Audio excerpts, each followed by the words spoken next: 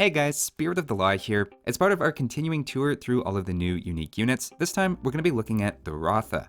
This is the Bengalis Castle unique unit, and is a chariot with the novel ability of being able to switch between ranged and melee attack. We're going to take a look at how good it is in each of those modes, as well as some of the UI and unit control questions that may jump to mind.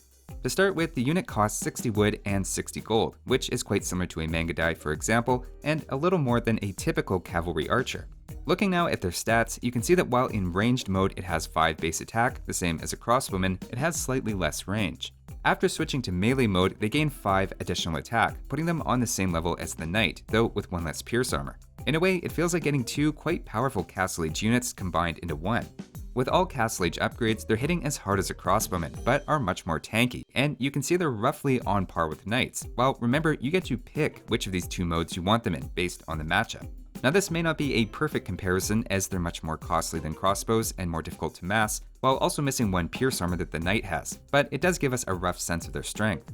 Something we have to talk about though are their upgrades. There's a lot to keep track of here, and if you thought cavalry archers needed a lot of upfront investment, then you're in for a shock. Here's the full list. First, you'll want bloodlines at the stable for 20 more HP and husbandry for faster movement. At the archery range, they don't have thumb ring, but Parthian tactics increases their armor like any cavalry archer. Next, at the blacksmith, the melee attack upgrades don't affect the range version, but do increase the attack of the melee version. The melee cavalry armor upgrades though do nothing, and that may throw some people off. Fletching of course increases their attack and range as you'd expect, and it turns out the archer armor upgrade affects both the melee and range version. So at least when it comes to armor, it seems to be viewed more as a cavalry archer unit and not a melee one.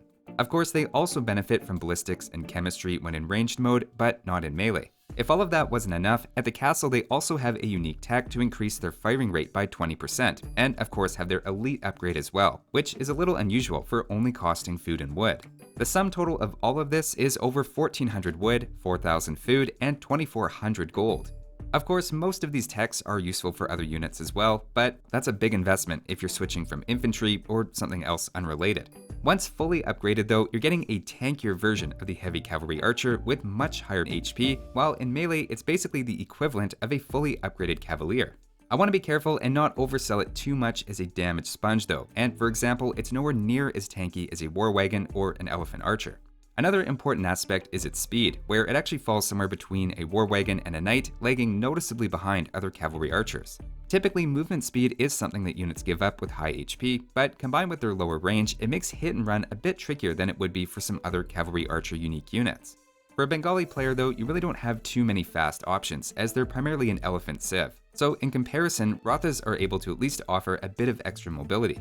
Now, bonus damage is where they start to suffer on account of being both cavalry and an archer unit. That combination means they take bonus damage from spears, skirmishers, camels, camel archers, and basically anything else anti-cavalry or anti-archer. At the same time, unlike many other cavalry archers, they also don't seem to have a bonus against spearmen, though Parthian tactics can indirectly give that same effect. It turns out there's also no difference when switching to melee mode either, and it seems regardless of which mode you're in, they're thought of as a cavalry archer. That said, you can see they handle melee units much better in melee mode given their larger attack, so it's definitely worth putting them in that mode if you're caught by those units. So now let's talk about switching between ranged and melee mode. This doesn't happen automatically, even if they're engaged by a melee unit, and you have to do it manually using a new button in the corner or by using a hotkey, which is B by default. To get a sense of its logic, if you have a mixed group of units and switch modes, it'll always synchronize them to the same type, though in the heat of the moment it can be tricky to predict which mode it's going to choose. I wondered if it would always default to ranged or melee in a mixed group, but that doesn't actually seem to be the case. The only pattern I could see is when I selected the whole group, it would default to the choice that would involve changing this particular unit. So I strongly suspect the choice it offers is based on what would change the most recently created unit in the group.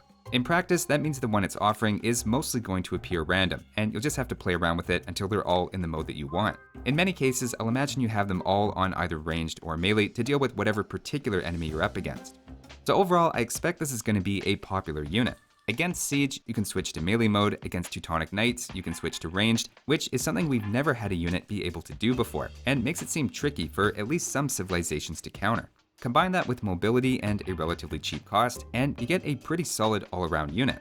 That said, they still have the same problems that tend to plague cavalry archers, namely cavalry and archer bonus damage dealt against them, on top of a very large set of upgrades that not only require thousands of resources, but also a lot of time to build up.